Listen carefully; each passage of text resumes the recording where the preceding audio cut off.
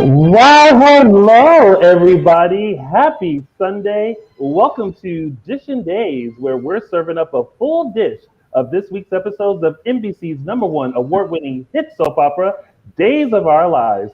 I'm your host, Tony Moore, and I am joined by my gaggle of gals. We have... Hey guys, Justin Lee Hareld. I'm your host, Tony... Oh, there we go. I heard myself for a second. You know what? I just realized I forgot to do our fancy countdown, but it's okay. We're doing it old school again. And of course, drenched in red, we have... Hello, everyone. Happy Sunday. I'm Araceli. Thank you for joining us. Yes. Yay. Thank you guys so much for tuning in. Make sure you follow us on all social media platforms. We are Dishin Days Show on Facebook. See, this is that moment where you have too much to do. We have Dishin Days Show on Facebook, Dishin Days on Instagram, and _Dishin Days on the Twitter. The @ is currently enjoying 90-degree weather here in Los Angeles. And of course, if you haven't already, please make sure you subscribe to our YouTube channel. You're probably right here at it. So go ahead and hit the subscribe button, click the thumbs up button to let us know you like it and love it, and of course, want a whole lot more of it.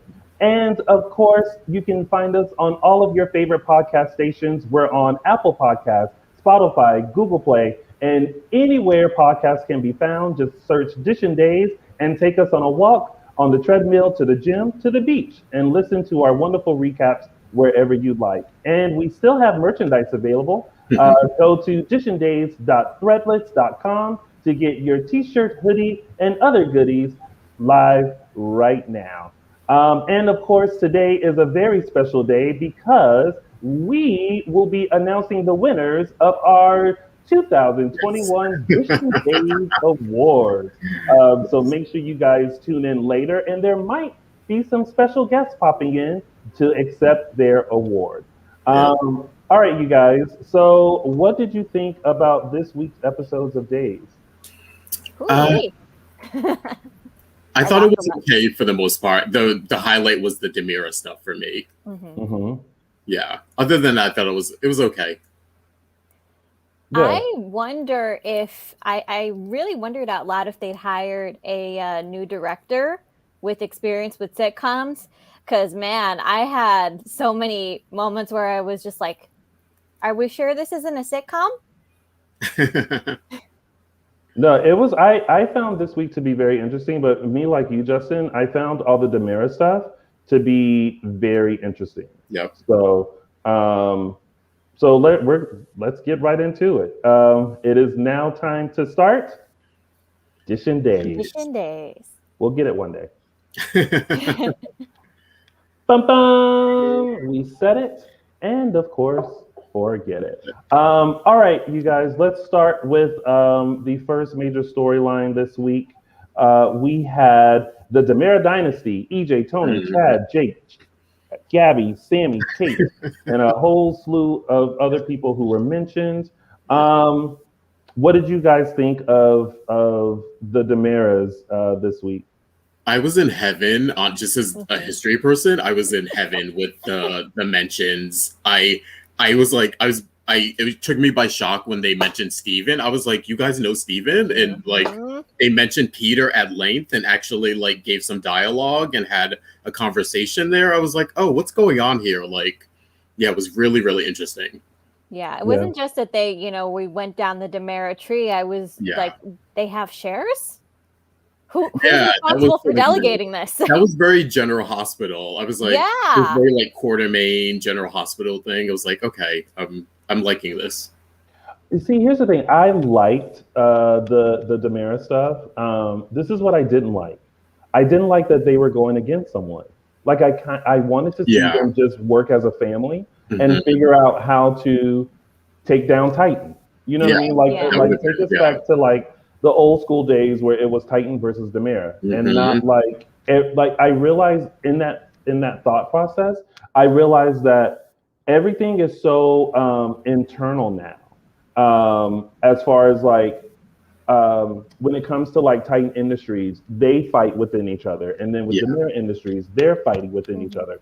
So I just feel like everything is so internal that that I just would like to see the rivalry again. because I mean, to be honest, I really hate that like they're trying to oust Jake, and I feel bad because I feel like Jake is coming from like I really want to work hard, I really want Yeah. to do well, I really want to see the company do well, and I Mhm. feel like everyone else is coming from an ego trip. Yeah, Like EJ, you have been gone exactly. for years. How are you going to come back and want to, step in as CEO? Like, why Mhm. does everyone fight for CBO, a CEO? I'm pretty sure there are other positions available within the company so that they Yeah. can all work together. So that was the only thing that I was just kind of like, oh man, like that sucks. But I did like them going through the history, Mhm. and mentioning all the Dimeras and everyone who has shares. So Yeah. Yeah, I agree with you too. It's weird because even they've sort of written these characters as business people, but that no one wants to play number 2 or 3. Everyone always just wants to be the CEO, and if they can't be the CEO, then they don't want any part of it, which is strange. And I mhm. think I agree with you. They could have had EJ come in and say, "I want to be vice president," or "I want to do," like it was, Yeah. yeah. And I also think Chad is sort of. I think Chad's on that side, but I think he did get a little glimpse of it when EJ was sort of being forceful about it. He was kind of like, oh, so maybe you do want a bigger part than he sort of agreed on, because it seemed like he was selling it as like Chad takes over. Mhm. And then Tony was sort of like, I'll be in the background, but it seems Mhm. like EJ is the one who wants to be in the foreground a bit more, even more than Chad. So yeah, Yeah. interesting how that's going to go. Even if they take over, like, are we now going to get another fight with Chad and EJ then? I feel like Maybe. I feel like the way where it was kind of set up is like Tony is sitting there sipping tea, watching it all go Yeah. down, and just like Mhm. agreeing with them. And Chad is kind of like, well, my wife isn't here. She said, do what you want. I'll get back in the Yeah. game. But I think EJ is like, I have to have a purpose here in Salem, and Mhm. this is going to be my purpose. Mm-hmm. Yeah, now we're getting full force EJ as we Yeah. remember him. And Chad's just going along for the ride, but Chad's going to have to decide pretty quickly, does he want EJ to take the reins or does he want a bigger role? Because right now it kind of seems like there's some ambiguity there. Tony's the only one who's like, I'm out. I want to protect this, but my wife will leave me if I step Yeah. a step of toe out of line.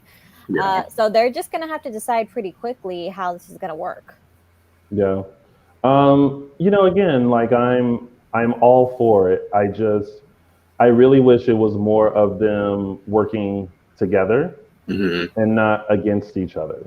Because I mean, I feel like Jake really was like really trying and really working hard, Um, but the biggest obstacle right now is his love for Gabby and trying to satisfy Kate, and so all of that is happening, but I feel like he really is coming from a genuine place when it comes to that situation. Like he's really trying to show care and concern for Kate, Yeah. but his heart is with Gabby. I mean, I don't know. How do you guys feel about that Yeah. triangle?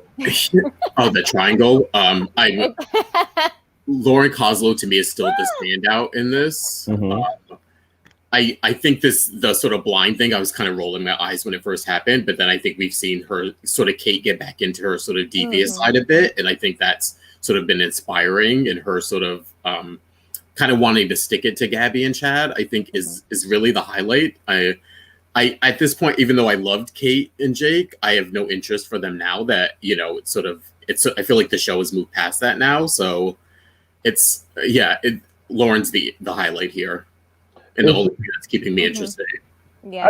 I just like seeing her like sitting on the bed and just like reading a magazine. Did you guys notice though that for the first time I feel like in soap history she When could hear someone walking up to the room? Oh yeah, I know. Yeah, they it was did like it. a Yeah, stomp, stomp, yeah, I stomp, Yeah, know. stomp. It's like like, they have those little footsteps, and then she was like, yeah, "Who's there?" yeah, right. Yeah, Oh yeah, but yeah, as much as I didn't like it, I agree with Justin.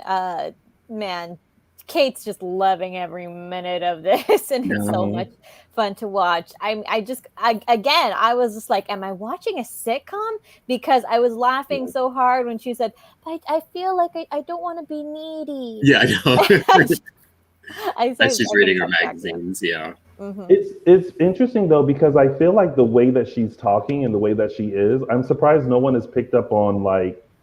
It just shows how little Jake knows Kate. Yeah. Like there's none of that sounds like her at all. Yeah. Yeah. So Dylan Matthews. It's also said, funny. It seems I didn't notice this, but he said, did anyone else notice one of the magazines was reading it had sex in big bold letters? Oh, I didn't. The one Kate was reading? Yeah. I noticed the Xander one, which was like, oh, okay. Yeah, Xander was watching Playpen, which I think someone tweeted that it was like the same Playpen from like a show decades ago. Oh, really? Okay. Yeah.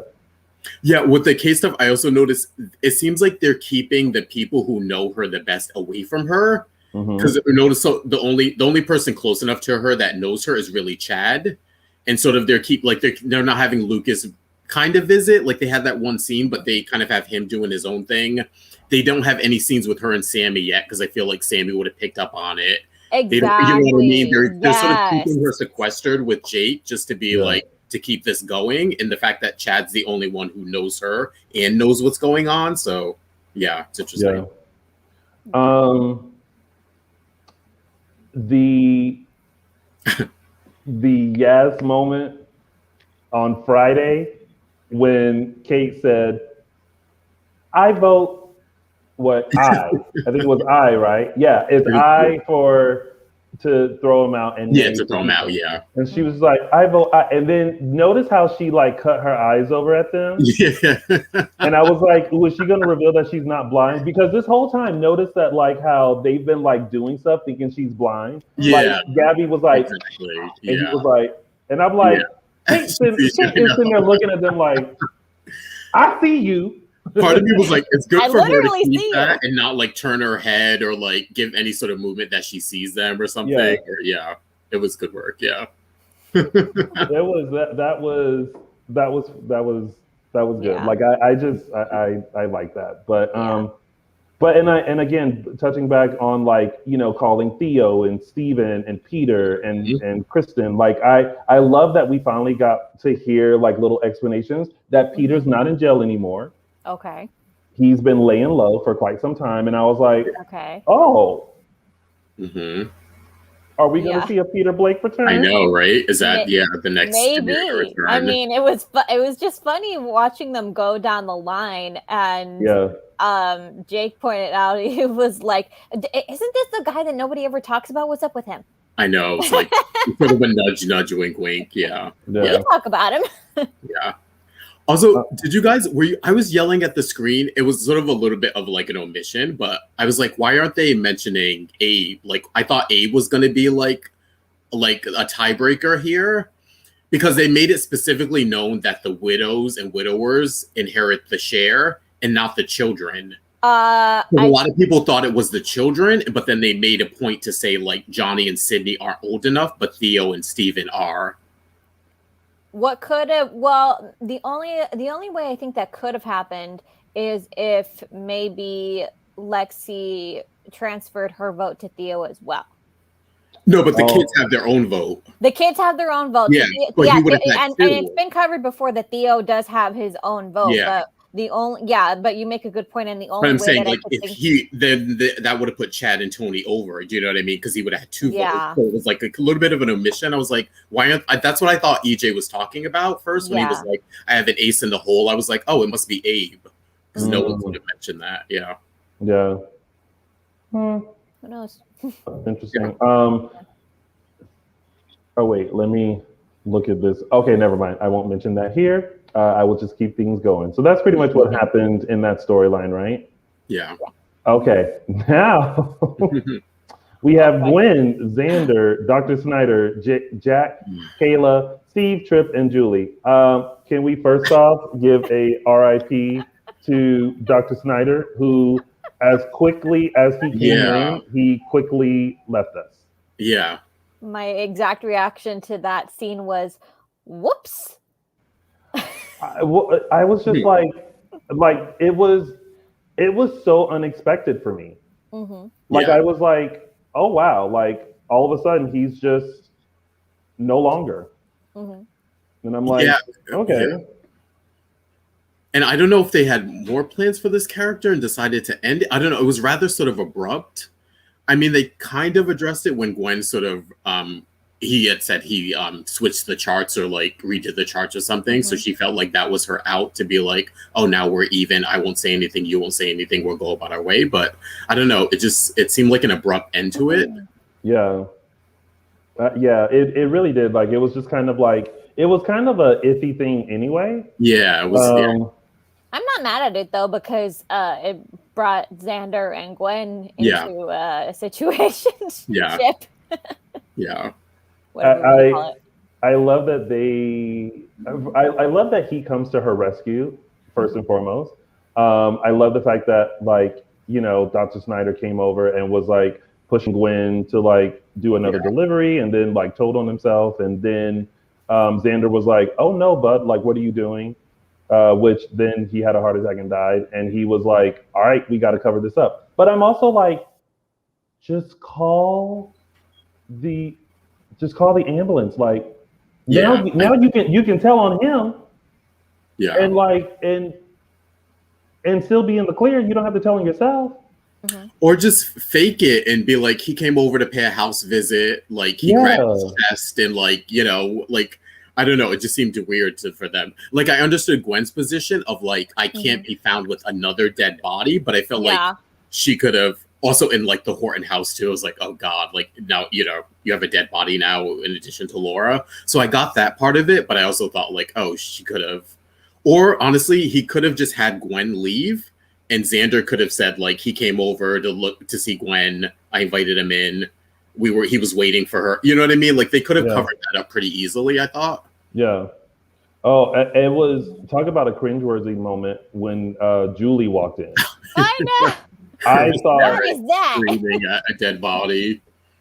I thought for sure they were caught. Yeah. But she was just like, he's knocked out. I'm like, who doesn't know the difference between dead and passed out? Yeah. But listen, people in Salem by now should know the difference between passed out and dead. Exactly. Not gonna lie. I'm not gonna lie. If I see an old person fall asleep at a party, I check to see if they're breathing. Me too. I always do that. Yeah. Like anyone that seems like they are unconscious. Yeah. Well, that's not the right word. Anyone that looks like they're like sleeping, I check. I check to see that their chest is moving up and down. Yep. Yep. I'm like, that's a little scary to not know. But the hilarity kept ensuing when they were trying to move the body, and Jack walked in, and they were sitting there watching cartoons. Like literally, like two kids, like, hey, Dad's home. When's dinner? Yeah. I mean, I guess it's more believable than them watching the news. Yeah. I mean, I guess. It was that was a funny moment, and Jack like bought it. He was just like, I'm pretty sure I could catch up. No, you have to watch it from the beginning. I literally thought it was in a sitcom. Yeah. What? And I like the little touch of like Jack talking to each one of them beforehand and sort of giving each other's history and sort of like letting both of them know like you're actually more alike than you're different and sort of thing. So I think that when he came into that room, it was like he maybe thought like, oh, like I got to them, like, or like they took my advice to heart and they listened to me, kind of a thing. So yeah. Well, it was a moment. But before that all happened, it looks like Tripp, using his detective and doctor skills from, was kind of hot on the trail of Dr. Snyder. Like, I kind of wish they would have just let that play out instead of killing him off. Like, I wish they would have just let it play out because I feel like there was something there. Yeah. I mean, they might still, because then there's gonna be the question of where the heck did he go? Yeah. And it seems like he didn't cover his tracks very well stealing those pills. So now it's going to be, it might turn into this manhunt thing and trying to uncover like how much damage did he do. Right. Yeah, it'll be interesting if they like sweep the Gwen secret under the rug. I mean, I'm guessing it's going to have to come out eventually sometimes, but for right now, it's really only her and Xander. Mm-hmm. And unless they sort of, there's the loose end of she was the delivery person. Who was she delivering to? Yeah, that's true. Yeah. There's that big loose end right there. Yeah. That's a big mystery. Yeah. Yeah, I don't know. So maybe there is more and they just needed him out. Out of the way. Yeah. Just sweep it under the rug and like totally have like him go away and pretend this never happened, or they could use it to further story. And I predict this is going to be, or at least I hope it's going to kind of snowball. They're going to, Xander and Gwen are going to be like, okay, we got rid of him, that's probably the end of it, and then they're going to get like some kind of twist. Like, at least I hope that this blows up way in their faces, way beyond Jack. Yeah. Well, I guess we'll see how it plays out. I do like the pairing of Gwen and Xander. Yeah. They make a good pairing. Yeah. But again, I don't want to see romance, but I'm happy for like him having another friend because he doesn't have that. Yeah. And neither does she really. No, they don't have any friends really. Yeah. You drop the Claire thing. Yeah. If Claire is even talking to her anymore, Not like really. I don't even know where they stand with that friendship. Yeah. No. So Gwen really just has Jack. Mm-hmm. Can you imagine if they kept Charlie alive and, maybe he didn't assault Allie? Like the three of them could have been like the three amigos. It'd be interesting, yeah. Like the Salem outcasts, Gwen, Charlie, and Xander. Yeah. But Jack did mention how like he basically didn't have. Huh? Are you guys getting a lag on yours? I'm getting sometimes every once in a while a little bit of a lag with the voices and everything. Okay. Yeah, we're not. Your Wi-Fi is all over the place. It's been fine for a while, but yeah, I guess so. But today of all days would be the day. Yeah. And it's hot out too, so probably. Oh, that too. I did like that Jack pointed out that Xander really, didn't have anyone and that he got dumped, by his bride to be on his wedding day. Like I like that it kind of laid out as a reminder to us that like this is where he is and this is probably why he is the way that he is. So because essentially no one likes him. Yeah. So speaking of people not liking him, we can move on to our next storyline, which is Nicole, Xander, Brady, Sami, Lucas, Rafe, and Ava. Let's start off with Nicole, Xander, and Brady, and we'll toss. We'll start with that, and then we'll get to some other stuff. Well, Brady knows. Yeah. Yeah. Well, that's because he finally someone who walks in and actually overhears the conversation. Yeah. Mm-hmm.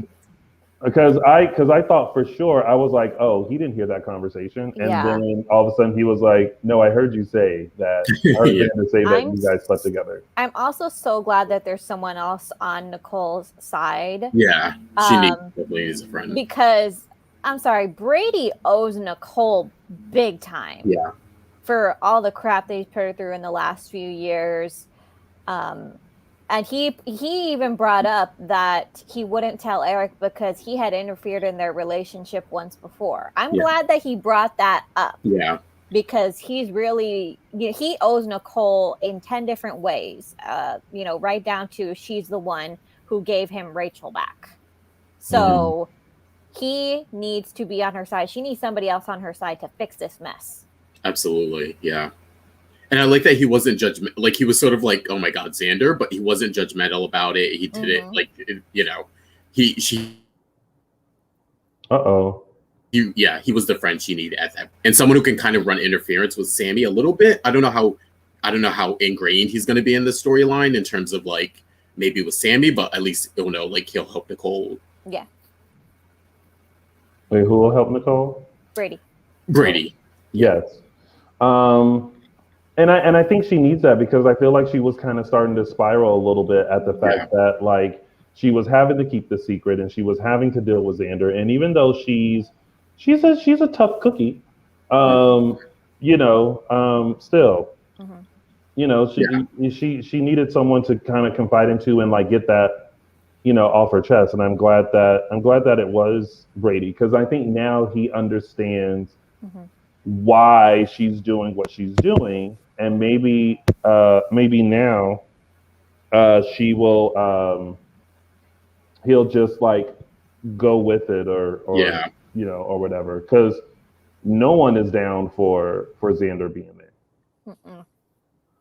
Even though I still think that professionally it would make some sense because he made a lot of really good points in that meeting with Nicole.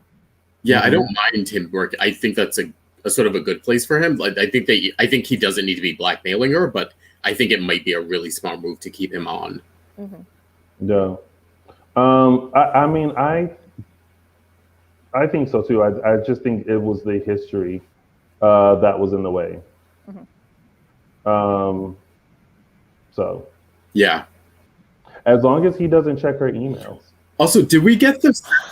Damn email. Yeah. Don't save to drafts. No, I know. Oh. Did we get the sense that I remember in Nicole's conversation with Brady, it sort of seemed like she was softening with Xander because I think, if I don't remember correctly, I think he asked her point blank, like, "Are you having feelings for Xander or something?" And she sort of stalled a minute, and it made me think, like, are they going there? Are they going down that route now? Are we sort of done with Nicole likes Rafe, and then they sort of playing both sides, maybe to kind of see where people go? I don't know. Well, I don't know. I just like the fact that when he was like, "Why?" and she was like, "I think deep down inside, I just wanted to sleep with Xander," and I was like, "Who hasn't?" Yeah. Oh, yeah. Who hasn't? Who hasn't had that thought? You ain't alone. You are not alone. Look, we could debate all day. Like, does Nicole have feelings for Xander? Does Nicole have feelings for Rafe? Whatever. But I think the bottom line is Nicole is lonely. She needs her husband back, and she needs her husband back now. Yeah. But wait, there was that moment though where Rafe had that daydream about Nicole. It's just like, I can't. And it's interesting because I think for the first time I was just kind of like,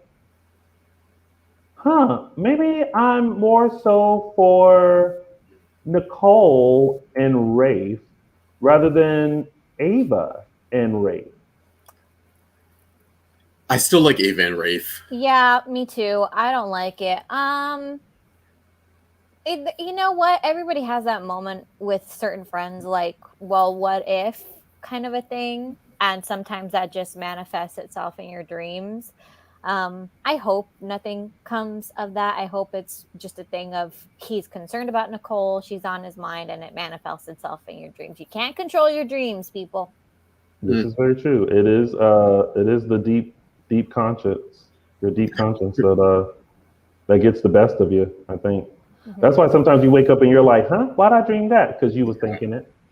I was praying he didn't say Nicole's. I don't know what it is with having these characters wake up. I'm just like I'm like tense about like them like saying the wrong person's name. Of course, as they pan out to the person they are actually in bed with. But yeah, I thought we were gonna get a something Nicole or I love you Nicole or Don't do it in bed. Don't do it down the aisle. Oh boy. So then I want to throw in Chloe.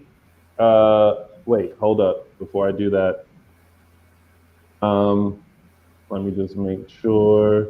Oh, no, never mind. We'll talk about that later. Move on to Sami. I think it's Sami, Lucas, Nicole. Lucas has a point. When Lucas said, Nicole was asking me a lot of questions about you and I. Oh, yeah. And he was like, don't keep poking her. Yeah. Because she's gonna poke back. And I'm like, you know what? Good for Lucas for saying that. Yeah. Because it's very true. It's like you're sitting here trying to like get all this info on me. And like I said last week, her closet isn't clean. Her closet got a few skeletons in it. And that's why I was hoping that Lucas was just gonna sing like a canary and be like, yeah, I was like, Sami and I did. We did. He's dying to tell someone. I have thought that he was gonna tell Rafe. Oh, could have come up there. I don't know about you guys, but I say this. I should have mentioned earlier. I have a feeling EJ knows. Actually, I don't know what it is. I think he's playing a long game with them, and he's either doing it like he's either pulling a Kate. Either he's gonna like sniff them out, or he wants Sami back, of course, and he's sort of like let me keep it on the low. Let me pursue my relationship and get my wife back. But I 100% think he knows. Yeah, I wouldn't have thought that. I we've been speculating for a while if he knows, but when he said that he found Kristen, I was like, oh no, he knows. Yeah, he's gotta know. There's no part way. Of me made me think he was testing Sami there. Yeah. If he was like testing her to see what she would. Yeah, I kind of feel like that too, because he keeps like alluding to it. Like when she got all nervous about him calling Kristen, I was like, Sami girl, sometimes you give yourself away. Yeah. But I feel like he does, and the way that he's responding is so calming. Yeah. But I'm like, yeah, over there taking there. Yeah, I wouldn't be surprised if he knows. I feel like Sami's lost her edge a little bit. Yeah, because she got too much going on. She had to. Well, no, Sami's always had a lot going on, but I think the toll of these last few years with EJ really bore her down because she's not as much on her game anymore when it comes to him. She's not. I mean, this is the same woman who planned a coup of the entire company and stole millions of dollars from Stefano right under his nose. The same woman. What, and she just seems like she's lost her edge. Maybe. Yeah, I agree with you. Maybe she's slipping a little bit with everything that has happened and all that kind of stuff. Like she's just, all over the place. She is. She's frazzled. Yeah. She seems a little frazzled, but she better keep it together though before she tell on herself. Because I tell you what, that's what's gonna happen for sure. Yeah, she's gonna tell her herself, or Lucas is just gonna give it away. Yeah, because I feel like Lucas is on the edge of just being like, Sami and I had sex twice. Yeah. Yes. And she wanted it, and so did I. Have to break them up. I mean, I had half thought that he would tell Rafe right there and then Roman. He keeps yapping to Roman. Roman's gonna figure it out. Oh yeah. Yeah. Somebody's gonna figure it out. Yeah, well, because Roman was like trying to question Sami when she was at the bar, and then Lucas walked in, and lately Lucas has just been all like, I know, he like stood there just scowling at her. No, it's okay. I know when I'm not wanted, I'll just go eat somewhere else. It's like, okay. Also, I noticed they've sort of been playing up this idea that like Sami and Lucas have really hate each other, and I was like, it's not. I mean, they mostly get along except when they're really fighting about something. So like, I feel like a lot they're sort of piling it on heavy here about like whenever they see them talk, they're like, you two are talking. It's like they get along for the most part. Like, stop pretending like they're mortal enemies all the time. Like, I feel like they were laying that on a little bit thick, and it was even like when they've been in relationships with other people for many years now. They're always, they've worked pretty well as a unit. Yeah, exactly. It felt like every time someone mentioned them together, they were like, but they hate each other. And it was anything, like, no, I really. think that people should find it stranger that they're now sniping extra at each other now that EJ has come back. That's the red flag. Yeah, I'm with you there. That should be sort of the clue and not the other way around. Yeah. Because there's always so much tension around them. I mean, I hope that's the end game, though. I kind of want them together. Yeah. So, all right. So, those are our top storylines. And before we get into our tidbits, Just want to remind you guys to please follow us on all social media platforms. We are Dishin Days Show on Facebook, Dishin Days on Instagram, and underscore Dishin Days on the Twitter. And of course, please make sure you subscribe to our YouTube channel.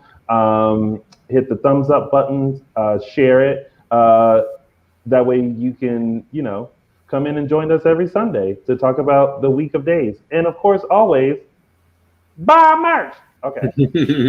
And now it's time for some tidbits. We're gonna go to Allie, Trip, Chanel, and Julie. Go ahead, Tony. Go ahead. I know you're dying to go there. Can we talk about the dance party? Yes. What was that? Okay, so here's the thing. Like, I think they did a great job not making it awkward, but we still felt awkward. You know what I mean? Yeah. Like I kind of wish how it was that like maybe she was just like on her phone and she was like, I'm just gonna kind of like listen to a song. Mm-hmm. Hey JLJ, thank you for buying a shirt. But like almost kind of like she was doing something with her phone and she just like turned on some music and kind of put it there, and then like her song came on and she was like, oh, this is my jam, and she just kind of like started dancing, and then like looked at Allie and was just kind of like, girl, remember when we was in London and we was getting it, and Allie would be like, yeah, we was like and like right, and then it's like, come on, Trip, like get in with us, Mm-hmm. And then they just had that moment instead of Chanel being like, well, what else do you do when you're waiting 25 minutes for brownies? I will say this. I'm like, girl, I don't do that. I'm sitting on the couch looking at the bowl. This was the one time though with their chemistry where I felt like they eased off on the because we always get the trip shot whenever Allie and Chanel look at each other or touch each other. I felt like they eased off this time, and this was the one time where I was like, okay, Days, I could maybe buy Days doing a throuple storyline here. Mm-hmm. I just felt like their characters. Their characters were at ease a little bit more. There wasn't as much tension with Chanel and Trip too. Yeah. So I was kind of like, okay, they're easing into like them sort of getting a little bit more comfortable with each other, and they're not like, again, zooming in on Trip's reactions all the time. So yeah, this was the one time where if the romantic side of it was out, it would be like, oh, this is the new generation. This is a friend scene kind of thing. But this is the one time where I was like, I might be on board for like if Days did a throuple storyline with them three. Yeah. Yeah. Time will tell. All I know is I make this statement. I'm sorry. I'm a dancer from long time since I was 3, and I dance a lot in clubs. There are some people, I'm sorry, you only look good dancing in your head and with a drink in your hand. I was like, but I love the fact that he was just like, yeah, I dance like a white boy. But then he jumped in. It was cute. Yeah, but then like Chanel just kind of moved his hips a little bit, and you could tell Lucas Adams has rhythm. But I hope so. I really praise. But he knew that Trip had that line, so he just kind of had to like. Because when she started doing his hips, he was getting it, and then I feel like the wheels were turning in his head of like dance bad, dance bad, dance bad kind of thing. Yeah. It's like, but it was it was a cute moment if it was like restructured just a little bit. But I mean, but how many of you are and I should put this as a question, who's excited about sweet bites? I guess stop making me hungry. Well, listen, those brownies look good. They got the seal of approval from Julie. With the donuts. Yeah. Sweet bits, Tony. What did I say? Sweet bites. Oh, well, bits. Y'all know what it is. Yeah. So like, I'm, and then to see it where Gabby Chic used to be. Yeah, it still had Gabby. It still had Gabby Chic imprinted at the bottom. That I got a kick out of for some reason. That just made me laugh. Of like a real store that like hasn't done the construction yet. It still had the embossed, Gabby Chic there. But I'm nervous though because every time, Chanel talks about sweet bits or like the Horton Town Square or whatever, Paulina goes into this deep thought of like, what am I doing? Yeah. And I'm like, girl, what are you doing? But then it gets me just more confused. Because it's like, well, if there was what, because I think I know what the plan is, but then apparently this is a plan that's not going to affect Chanel's business. So then I just get more confused. Yeah. I wonder if they know what it is. You know what I mean? Or if this is something that, I don't know. Sometimes you feel like there are storylines that seem planned out. And then there are other times I feel like there's stuff that it's like, we'll progress this as we go. But yeah. Yeah, but it seems like this is moving fast. Yeah, we're gonna get answers soon. I think I need to move a little faster. I'm like, or like have some progression with Paulina or something there. But yeah, we need some clues about what's going on here. Yeah, I think it will. I think it's just laying a slow foundation, and then boom, it'll happen. All right, so then moving on to Philip, Brady, and Chloe. Chloe is living her life like it's golden over there in the karaoke penthouse. She getting served her favorite green drink. She getting snacks. She getting massages and stuff. Okay, maybe I asked this question before. I'm not sure, but who do you guys think? For Chloe, who would be best for Chloe? Do we think Philip or Brady? I'll say before I was leaning towards Brady when they were having their thing, sort of back and forth. But I will say this week was the first time I felt like we were getting the old Philip, where like he was being sort of charming and happy and joyful. And I feel like we haven't gotten that Philip in a while. I feel like Jay's been sort of portraying him as sort of not downtrodden, but sort of like a little lost and angry kind of. So I loved their scenes this week where he was happy and he was joking with her. And like, this was like, oh, this is the like flowy we used to have 20 years ago. And so this was the one time where I was like, ooh, I may be down for a Chloe and Philip. But not working together. I didn't buy the whole like job offer thing. I thought that was weird, and I thought it was weird they had Chloe even considering it. That to me made no sense. Well, I mean, listen, if it provides a better opportunity and advancement, then why not? It just seemed like her asking her to come from a company where she works with her two best friends and like to move, like it just seemed messy and like. Chloe would never do that. I don't know. It just seemed strange to me that would be. What Chloe wouldn't do? Were you about to say Chloe wouldn't do messy? No. I was thinking of those choices. Why would Chloe volunteer to just go work with Philip? Being, especially considering if she wasn't going to date him, it was like, oh, why make that choice then? Where you're perfectly happy working with your friends and. Yeah. She should choose Philip. She won't choose Philip. Yeah.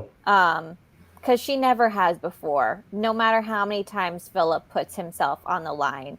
And if you look through the years, Philip has put himself on the line again and again and again for Chloe, and she never ends up choosing him. Even when there's no other choice, when he's the clear choice, she never chooses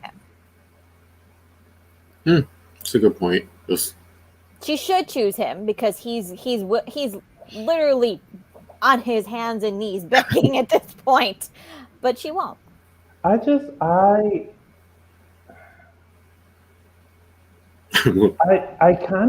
don't feel the magic from like when they were in high school. Oh, with her and Philip. Because she's not letting it happen. She's like that door is closed. I just don't think it's there. Like I think there was something about them then that I think would have worked. Yeah. But I don't feel that now. And I think it's because when you just grow as a person, sometimes you're not supposed to be with your high school sweetheart. So like I don't know. Like honestly, like it's like it I don't mind either way. But I just don't me personally, I just don't feel like I don't feel like there's anyone right now for Chloe. You know what I mean? I feel like Chloe she's a very like strong, independent, woman, and who can think for herself and take care of herself and things like that. And I kind of feel like there's not a man in Salem that can like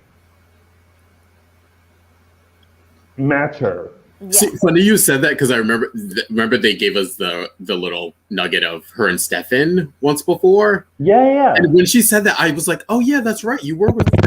And I remember liking that pairing.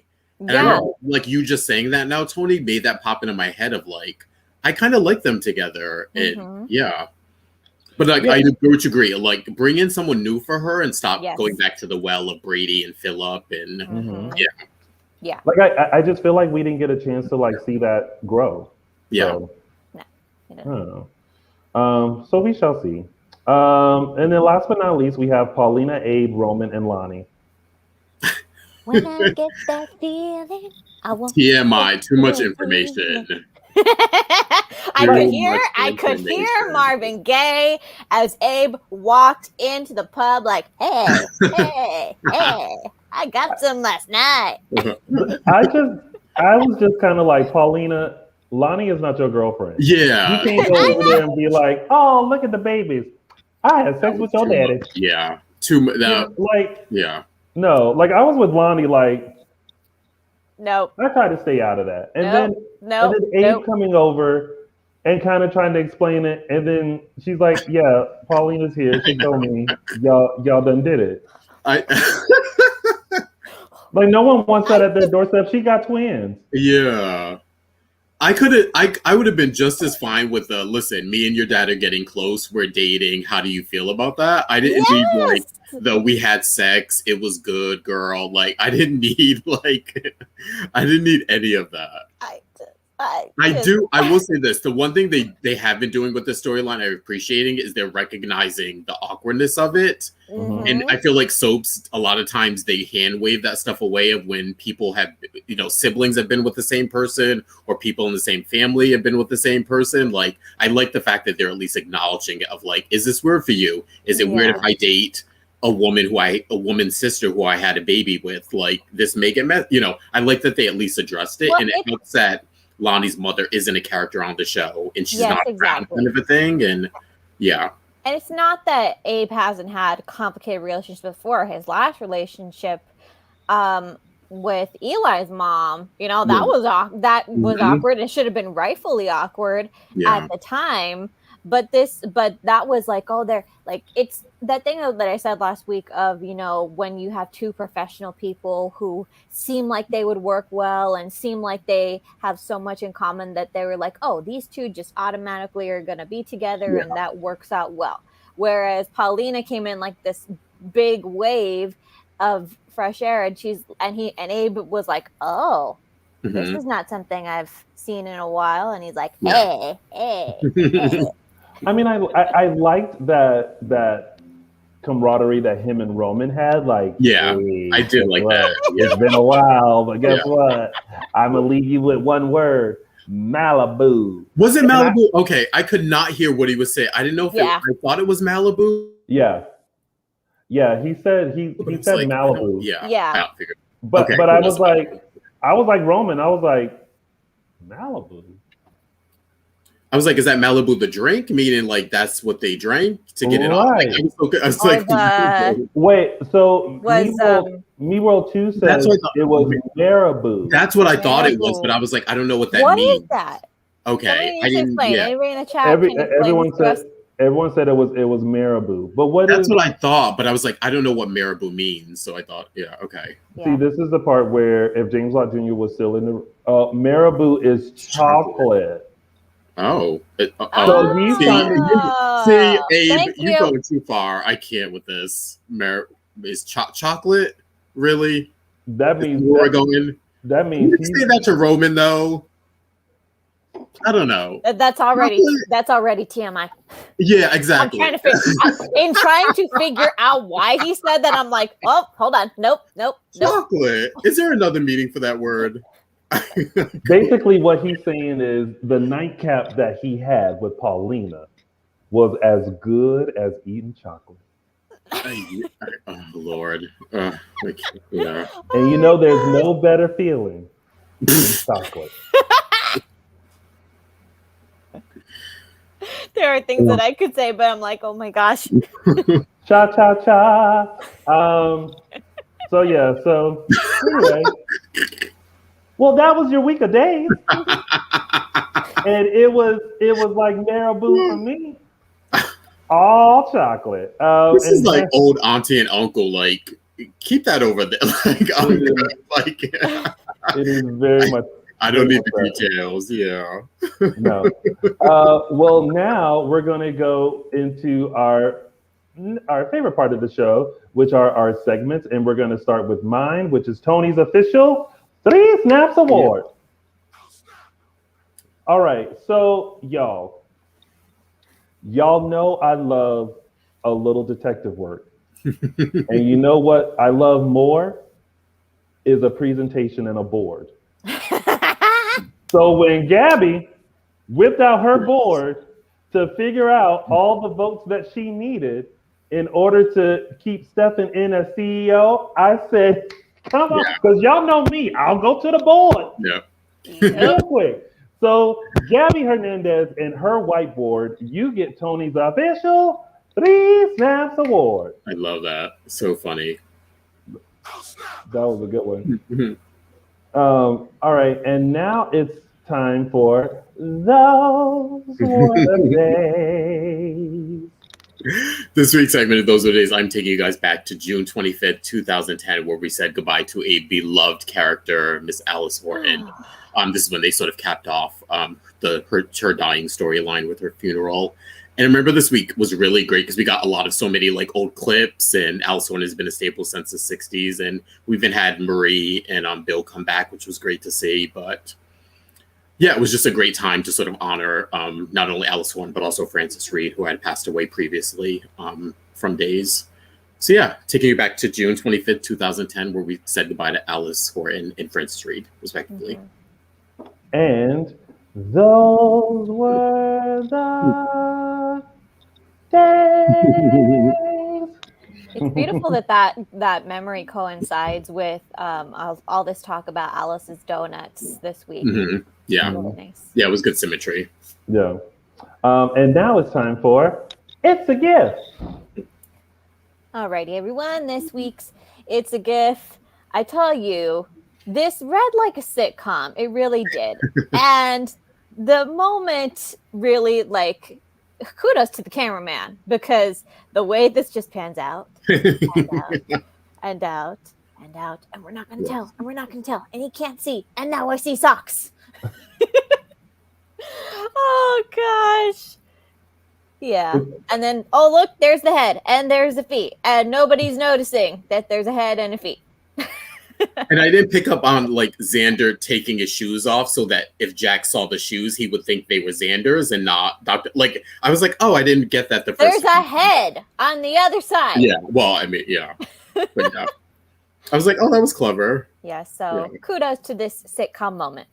And that was It's a Gift. There's no caption that this week, as I'm sorry, we didn't even mention, but you guys already noticed. Michael Mattis is still not with us, but hopefully he will be back very soon. Yes. But there's no caption that because of that. And now it's time for a little bit of news. Yes, we are going to start off with a big, huge congratulations to our Days Emmy winners. Yes, the Emmys were last Friday. Hopefully you tuned in to watch. And we are going to start with... Just keep going. Okay, we're going to start with big congratulations to Victoria Konefeld, who won for Outstanding Young Performer in the drama series. She looked amazing. She knows her color. Yeah, was it you, Araceli, or you were like, I want to get her stylist or something? Yes. Yeah. And this is I think the second time I've seen her in something really bright green and gorgeous. Yeah. The girl knows her color. She knows how to work it. Yeah. And also a big congratulations to Katie McLean, who won for Outstanding Guest Performer.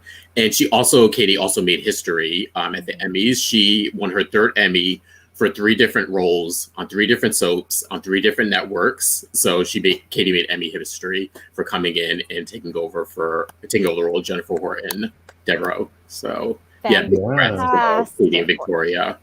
And also, Missy Reeves congratulated Katie as well. Oh yeah, oh sweet.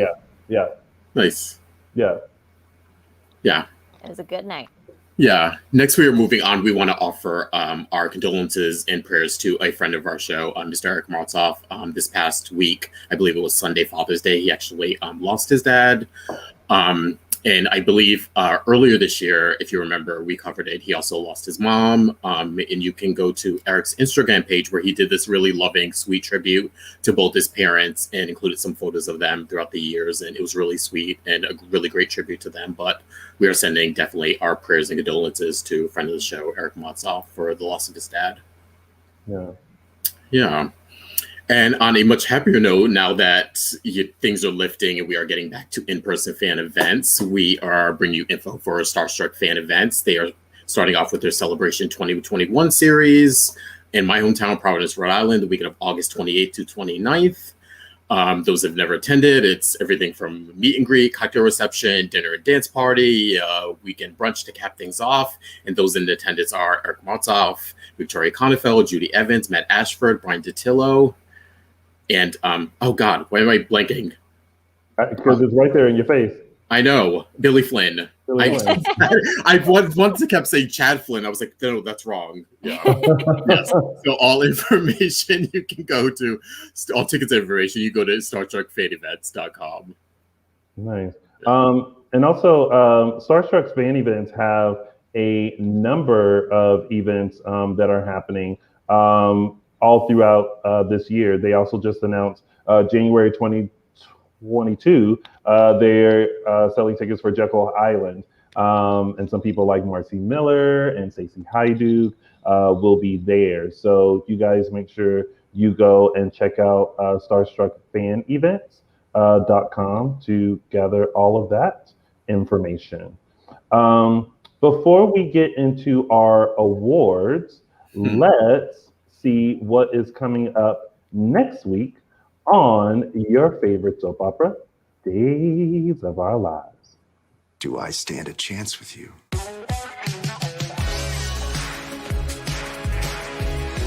Ever since you left, I can't stop thinking about you. I need you to sign those divorce papers. I burned them.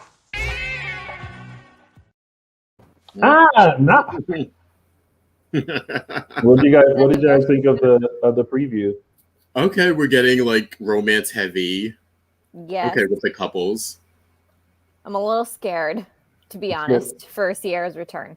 I'm a little scared. Why is that? Because I don't know what's gonna happen. I can usually predict what's gonna happen. I don't know what's gonna happen. Mm-hmm. What? Oh, that's just the thing that's making you scared. That you don't, like, you're scared that they're gonna break up, or they're. I just don't. I don't know. It just all worries me. I want my sin back. Yeah. Yeah, I'm interested to see what Philip and Chloe are up to. Is that kiss real? Is that I mean, I feel like they're obviously getting closer while she's there living her life in the Curiosity Mansion. So I don't know. We shall see. We shall see. Any other, because I'm stalling, any other last minute thoughts about this week of Days? What else? I did like the little I don't know if we mentioned the Rafe Lucas EJ scene. Oh my God. We didn't even talk about that. Yeah, I know. Yeah. Just on. Yeah. I thought it was interesting. And that's what sort of made me think that EJ knew, because he was sort of calling them to. It was sort of like a meeting of a meeting of Sami's exes. Yeah. Yeah. They were stay away from my wife, or even don't if interfere with the thing. Even if Sami wasn't trying to hide all of the stuff that's been going on, she just looking at the three of them sitting there, I can't be good. This is not good at all. Even if I was hiding things. I mean, can you imagine showing up somewhere and all of your exes are sitting there and you have no idea what anyone's talking about, and you already have an issue Yeah. It's like one of them, because you just recently slept with them. You have an issue with your current because, you know, he hasn't been treating you right. And then you got your past sitting there listening like, what's she done now? Yeah. Again, also, a sitcom moment. Yeah. This happened in a sitcom. I don't know which one, but somebody in the comments tell me. I know it happened in a certain sitcom. Just I can't remember right now.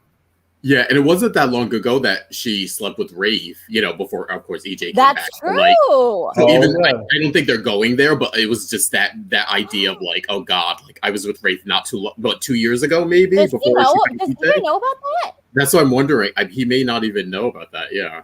I mean, technically, he was presumed dead at the time. Yeah, I mean, he was dead. Yeah, like Sammy's in the clear of that one, but just the idea of like, yeah. Oh, I don't think that would matter to him.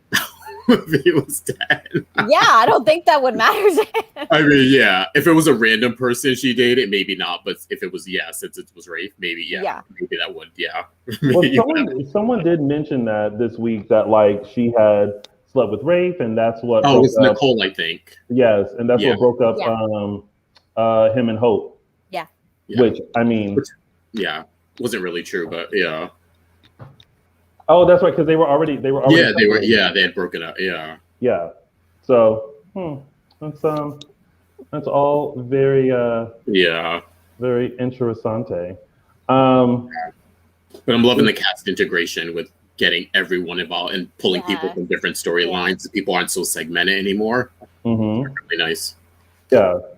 I'm enjoying that as well. Okay, so I think you guys are ready for the moment you all have been waiting for.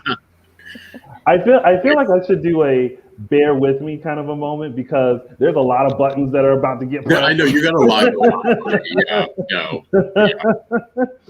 So, all right. So here we go, you guys. All right. It is now time for the reveal of our winners of the 2021 Dishin Days Awards. It's our third award, actually. We didn't do it last year, but we decided to do this because sometimes we want to recognize the excellence that we have seen throughout the year on Days of Our Lives, because sometimes the Daytime Emmys doesn't recognize what we think they should recognize. So we said, you know what? We're going to do our own. So we took a look at everything that happened in 2020, and we came up with our nominees and our categories, and you all voted for your favorites. Over 2,000 people voted. And when y'all, so, you know, voting started last Monday and it ended this past Friday. And literally, like, all up until then, I was watching it like election night. Like I kept looking, and I was refreshed, and I was like, oh my God, now they're in the lead. I'm like, oh my God. There were so many categories that were so close. And so now we're going to get into it. Yes. Yay. To kick us off, Araceli. All right. First up, we have Best New Character of 2020. And the nominees are Gwen Rizchek, Jake Dimera, as he is now, and Charlie Dale. And the winner for the Dishin Days Awards 2021 Best New Character is Gwen Rizchek, played by the lovely Emily O'Brien. Yes, we're very well deserved. Mm-hmm. Well, Dishin Days, has there been some sort of a mistake here? Because I just heard that Gwen has won Best New Character over two very handsome men, the lovely Brandon Barash and the lovely Mike Manning. So Gwen must be doing something right there. Truly, I'm so honored, and thank you to everybody who voted. It's been such a joy for me to bring Gwen to life and experience this new trajectory that she's going down, finding out her lineage and who she's been related to, and now hopefully she's on the road to redemption. I'm so happy to hear that you're all enjoying her just as much as I am. So truly, thank you. I'm honored. Cheers. Yay! Oh, I got goosebumps. No, she was great, too. Yeah, that was so sweet. And next up, we have... Yes, next up, we have the award for Best Character Return. And our nominees are Ali Horton, Jan Spears, Eve Donovan, and Ava Vitale. And here to accept the award, we have... Wait, do you want to announce the winner first? Okay, yes. And the winner, the winner of Best Character Return is our very own Ali Horton, played beautifully by Miss Lindsay Arnold. And here to accept her award, we have Miss Lindsay Arnold. Hi, Lindsay. Hey, Hey, guys. Lindsay. Hi. How are you? I'm good. How are you guys? This is so Good. cute. You all look so cute and dressed Oh, up. I love it. I'm Thank like you. looking for this. Thank you guys so much. I'm so honored that I was chosen as Best Character Return. I feel like that was so many years ago that I came back, but I guess it was literally last year, which is crazy. But yeah, I'm so happy that you guys have loved the wild ride that Ali has gone on over the last year. And it It's been a definitely has been a wild ride. And you have came in and performed her beautifully, like since day one. Thank you guys Yes. so much. Speaking of which, you don't know this, but I have an Oh What a Day award where we basically honor one day that sort of influenced the rest of 2020. And I actually picked, oh God, where's it at? I picked, where am I? Okay, Thursday, June 11th, 2020. And that is the day we had the return of Alice Caroline Horton. Yes. Showed up, returned pregnant, actually. And I picked that day. I picked your character just because we have gotten so much amazing storyline. We had the return of a legacy character. We had a mother-daughter drama. We had a custody battle. And we had a rape storyline, all sort of leading into this year with an eventual murder and whodunit storyline. So, yeah, once this came up, I had to sort of go with your return just because it was so memorable and it just sparked so much storyline for this year. And it's been great watching you. Oh my God, thank you. Yeah. Well, thank you guys. This is so nice. I'm so honored. Yay! Well, thank you, Lindsay, for all that you've done. So you came on thinking you won one award, and now you got two. I was like, oh my God, I'm getting all the awards. Guys. Relax, everybody. Emmys are next. I predict it. Yes. Well, thank you so much. And thank you everyone who voted. That's like a ton of people. Yeah, right? I mean, like, listen, they all, from Monday to Friday, they were just clicking away. Yeah. And Case fans pulled through. They had thoughts and they were sharing them. Yeah. Well, thank you, Lindsay, and we'll make sure we send that award over to you. Yeah. Okay, thank you so much. Thanks so much. All right. Bye, Lindsay. Bye, guys. Bye, Lindsay. All right. Next up, I'm so excited. I know, right? It's like all right, you guys. Next up, we have. Oh my gosh. Sorry, guys. This is what happens when you Bear with it's a live award show, all right? Right. It is a live award show. Listen, yeah. All right, you guys. I am happy to present the award for Best Wedding. We have Eli and Lonnie, Ben and Sierra, and Eric and Nicole. Now, this award in particular was one that I watched back and forth. It was so close. But the winner of the Best Wedding goes to Eli and Lonnie. South Towers and Lamone Archie won for Best Wedding. And here to accept the award is a little message from Lamone. What's up, everybody? I just heard some fabulous news. Sal and I won Best Wedding 2021 Days of Our Lives. We just won a Dishin Days Award. Woo-hoo-hoo! Let's go. Anyways, thank you guys so much for voting. Thank you for voting for Ilani, Best Wedding. We love y'all. We appreciate it. Hopefully we cannot win this award again. Hopefully the award that we won is just the final one. There's no second Ilani wedding because that would mean something bad would happen. But thank you, thank you, thank you. We appreciate it. We love y'all and see you later. Yay! Yay. And along with that, I would like to present for Michael Mattis, because he couldn't be here today, his Kodak moment, which is like his spin of Caption That. And that also goes to Lonnie and Eli, Jump in the Broom. So because they brought in because they were the first African-American wedding on Days of Our Lives, and they greatly incorporated some traditions of African-American weddings. Michael Mattis chose this as the best Kodak moment.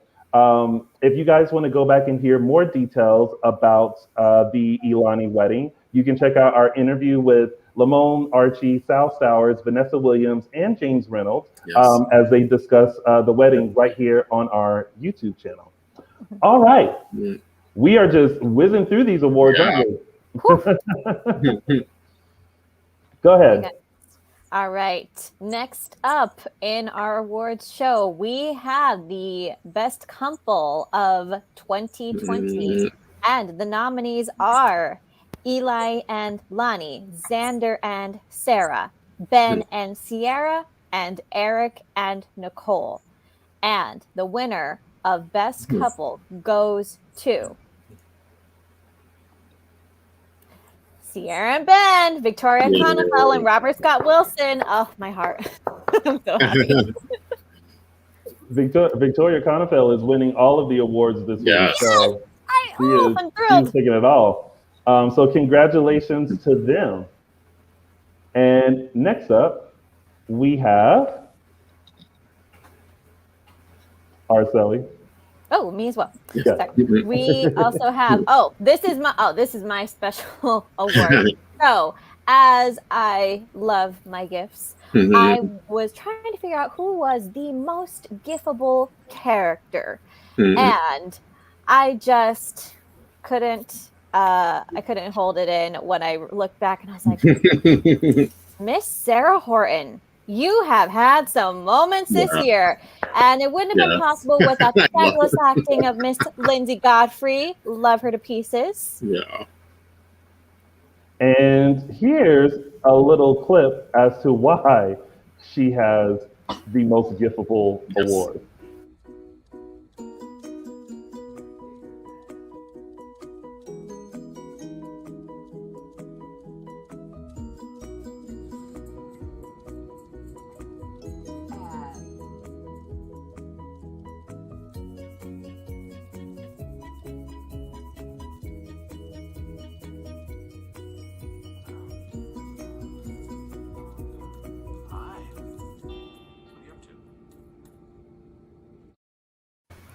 Most gifable character? Me? The Queen of Subtlety? Thank you so much. What a really fun award to receive. And I'm so pleased that my ridiculous animation has brought the slightest bit of joy. So thank you so much again. All right. Yay! Yay. Oh my God, I'm so happy. And now to present our next award, we have next Justin. up, we have the award for Best Character Exit, and our nominees are, we have Will and Sonny, we have Eric Brady, we have Sierra Weston, and we have Hope Brady. And the winner is Will and Sonny. Yay! Freddie Smith, who we said goodbye to, unfortunately, but hopefully we will possibly see them soon. Maybe, fingers crossed. Fingers crossed. But here to accept the award live, all the way from Florida, we have Mr. Freddie Smith. Freddie Smith. Hey, Hey, Freddie. Thank you so much. This is kind of a bittersweet award because it's the best exit. But I think the most important thing is just the story we've told over nearly a decade. And for Will and Sunny to be on this next adventure in love together is what's most important, to show what they've come through. And I just want to thank all of the fans, all of the supporters, the audience members from day one all the way until this exit, of being just mega supporters of this storyline, because it's meant so much to me and so many people around the world. So from the bottom of my heart, thank you, thank you, thank you. This award means the world to me. Thank you so much. Yay! Thank you so much. And we all truly, truly miss Will and Sunny in Salem. And like, I think fans cross their fingers every day that Will and Sunny will make a return. I mean, we need the gays back in Salem. Yes. I mean, amen to that. Yes. I mean, there's this whole thing going down in Horton Town Square. We need someone to like maybe own like a gay bar and have a drag show and gay bingo. That would be amazing. That would be amazing. Yeah. It'd be like Club TBD Part 2. Right.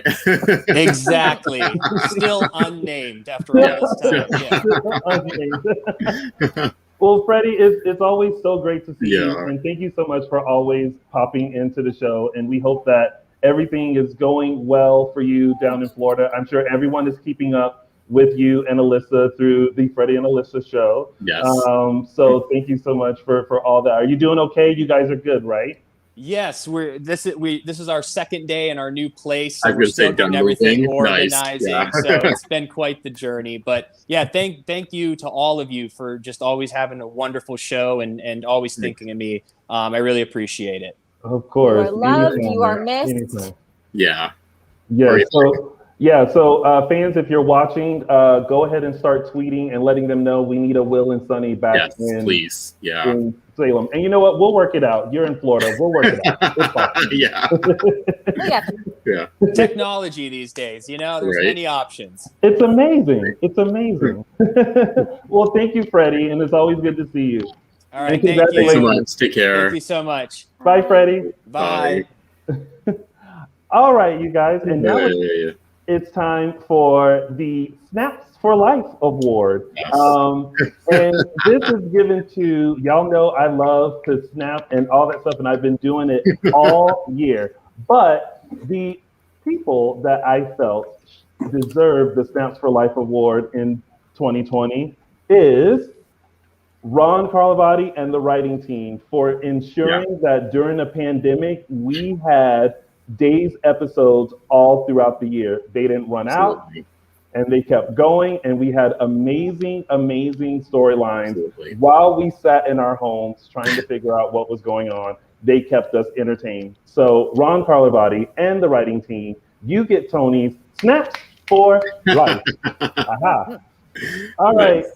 And now we're down to our most important award. I feel like there's always that one award that people are like, ooh, who's going to get it?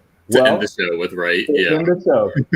Well, here's the one. It's our most shocking moment of 2020. And the nominees are, we have the Mother's Day reveal, Allie returns pregnant, Eve sabotage sin, Jack and Jen's anniversary, and Jake is Stefan's twin. And the winner of the most shocking moment goes to the Mother's Day reveal, which wouldn't have happened if we had not had Orpheus, Christian Maddox, and Xander to do all the things that made the ripple effect in that storyline. There were so many things that happened in that storyline, and it caused such a ripple effect, but they were the cause of it. And here to accept the award live is, we found him, Mr. Orpheus himself, George Del Hoyo. Hi, George. Hey, George. How are you? I'm doing good. How are you? Well, first off, welcome to our show. Thank you. It's good to be here. It's an awesome show you got going. It's really great. Justin, Aracelia, is that right? Aracelia? A is just my last name. My first name is Araceli. Araceli. Yeah. Oh, okay, great. Sorry, I just thought didn't know. No, yeah. It was great to see you guys. It's so wonderful. Yeah, good to see you. Yeah. Congratulations. Oh, I'm so Well, excited. thank you for such an amazing storyline. Yeah. I think this is the one that kept us on our toes when the time jump happened. And there's so many twists and turns, and we finally had the week that revealed everything. And little did we know that Orpheus and Christian Maddox were at the helm of everything that was about to spiral down. I agree, Tony. Yeah, that was a really cool twist of the plot. I actually didn't. What's really weird is the scene in the car with Christian and I, where we caused the wreck.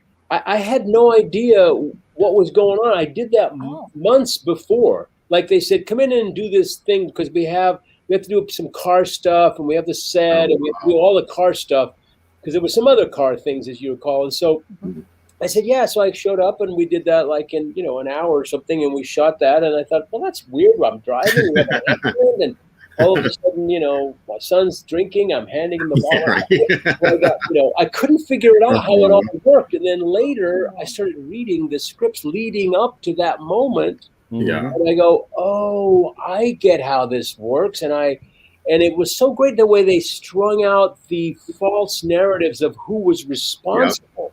Everybody thought, who other people were responsible, different characters. No one saw this coming, Well, that was really, really clever. It was really good. It was so well done. Yeah, one of the things we love is history here, and just the fact that when Ron always sort of honors history and brings people back in, you've just been an absolute highlight for the last few years. Just having an old villain from from decades ago sort of come back and wreak havoc. It's just been the way it's been tying together and the characters, and you're sort of bringing your own family into the mix, and it's just been really great to like revisit that and sort of breed new storyline from there.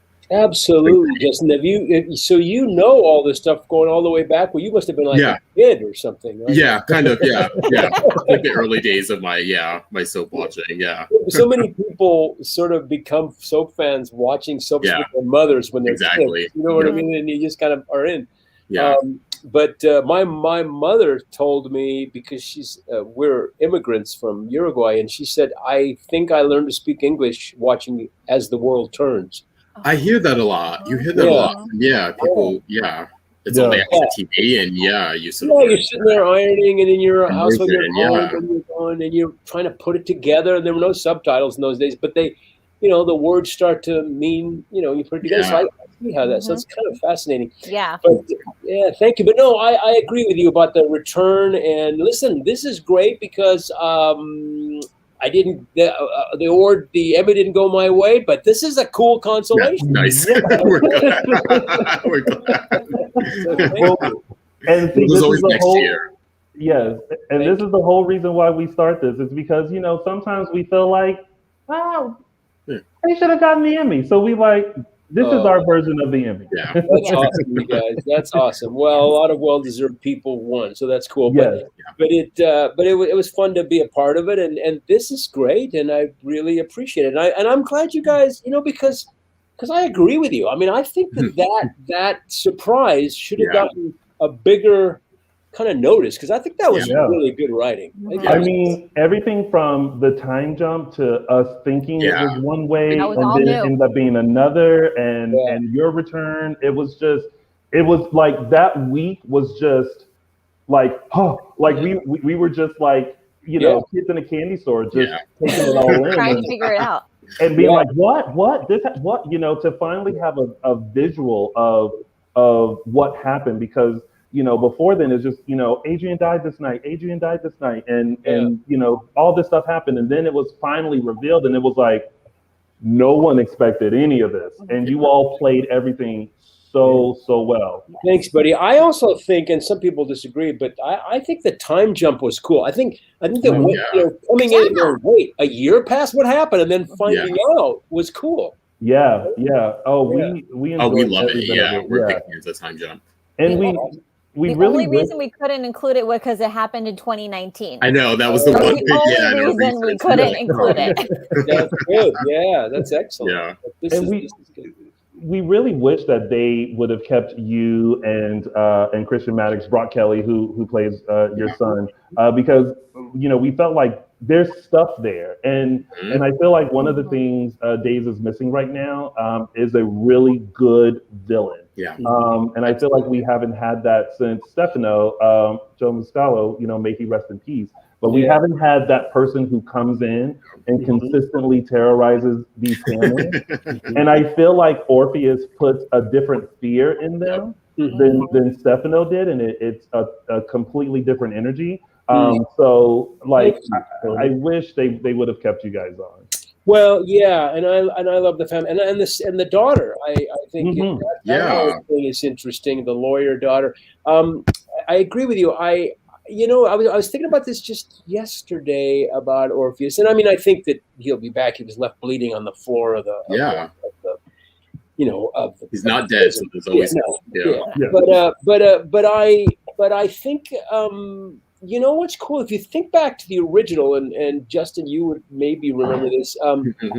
Orpheus was an extremely wealthy, powerful guy because he was an international assassin, and he would take bad people out for money, and like a mercenary. And he had his own yacht, his own island. His own plane. I mean, his clothes was amazing. He wasn't afraid of Victor or anybody.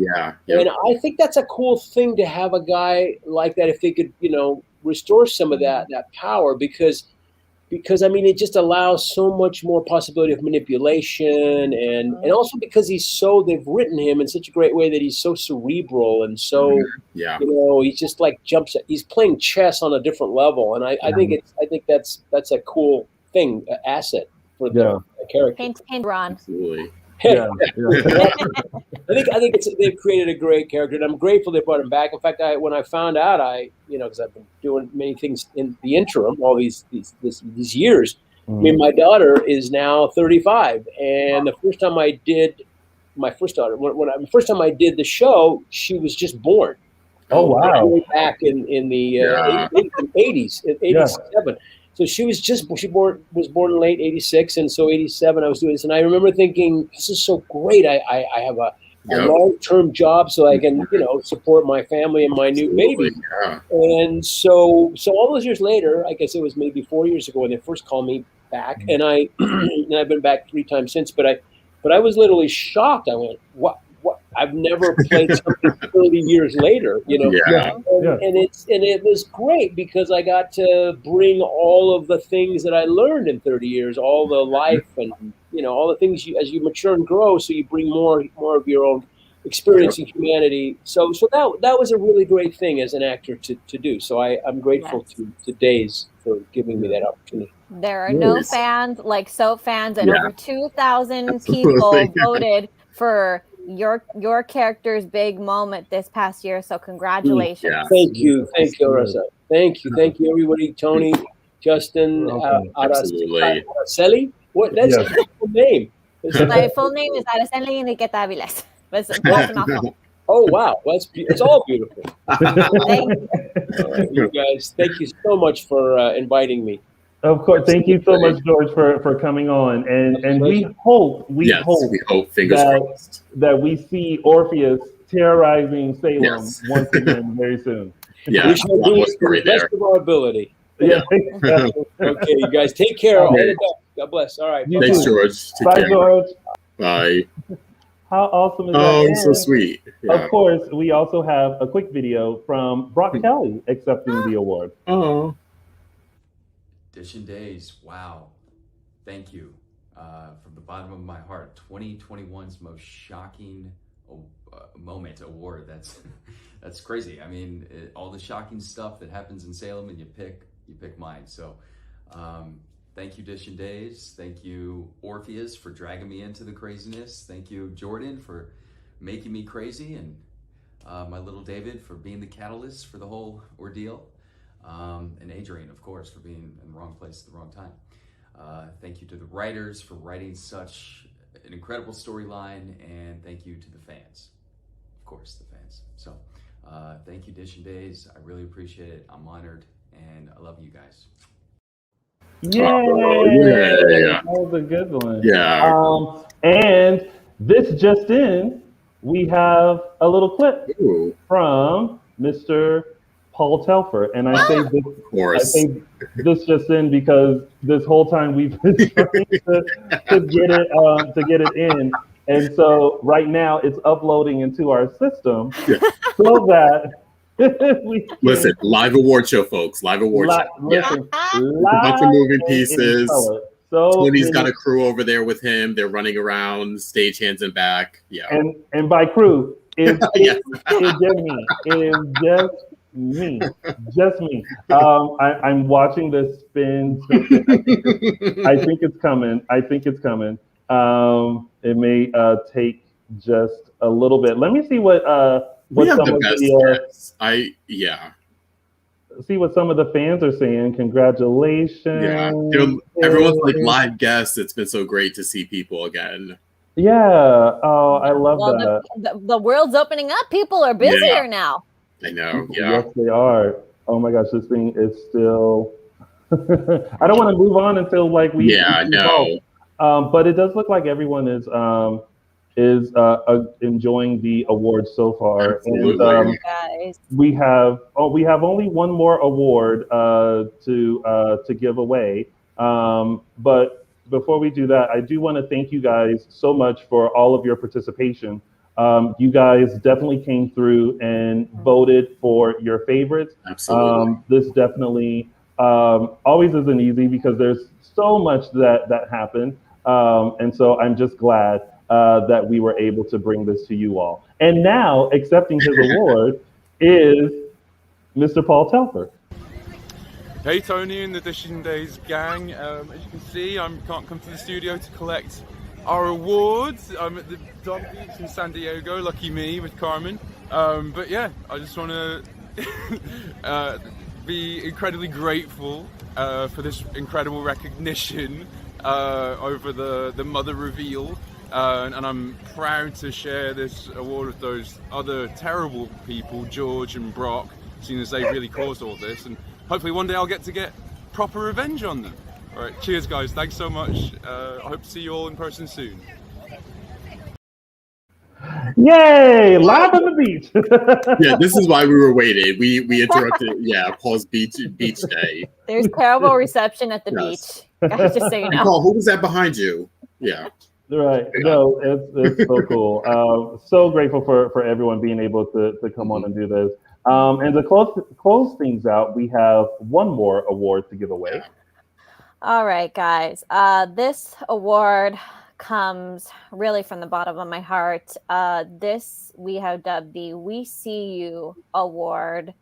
As you know, we are coming out, at least in America, we are coming out of this pandemic. People are getting vaccinated. People are getting back to normal. And for a year, we had all new episodes of Days of Our Lives. And that was due to timing, and that was due to thinking ahead. But for a good long while there, Ron admitted to us when he was on our show that he didn't know what was going to happen. But soap operas, American soap operas, were the first to go back to work during this pandemic. I call them, they were the guinea pigs for prime time. Everybody went back to work, and Days. I can't tell you personally, to me, how much it meant that I might start crying. We had new episodes, and that the cast and the crew was protected during this time. That everybody stayed healthy and everybody was able to have a job during this time when so many people were out of work, so many people were getting sick.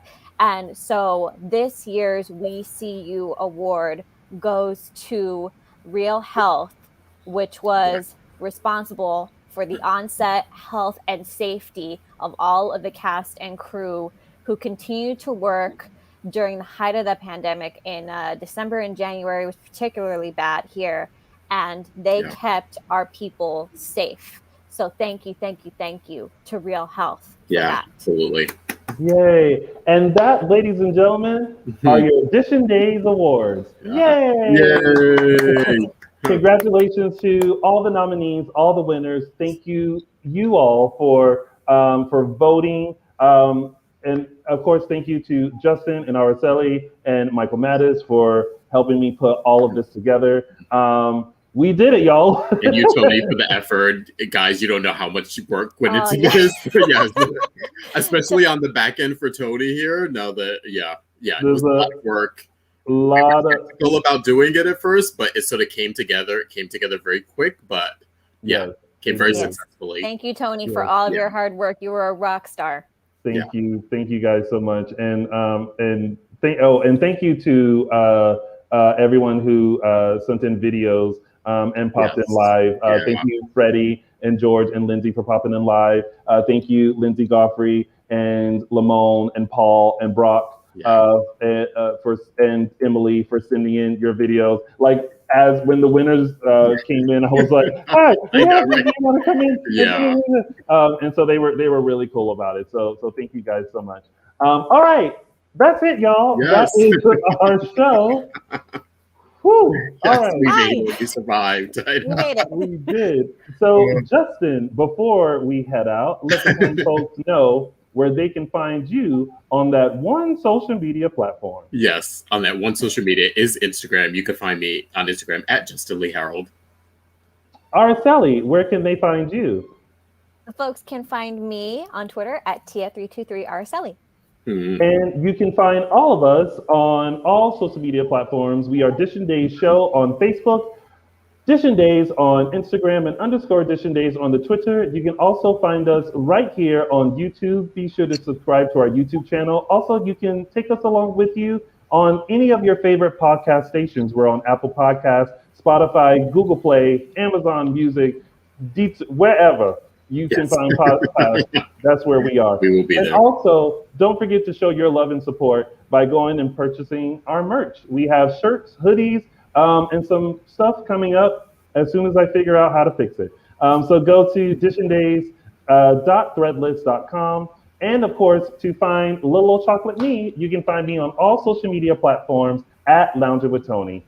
We will not be here next Sunday because it is the 4th of July. And so we want you all to take time to barbecue, celebrate whatever it is that you want to do. And we'll see you guys in 2 weeks as we serve up a full dish in 2 weeks from now, episodes of Days of Our Lives. Have a happy Sunday, everyone. And a great week. Have a safe and happy 4th. Bye. Voting. Yeah.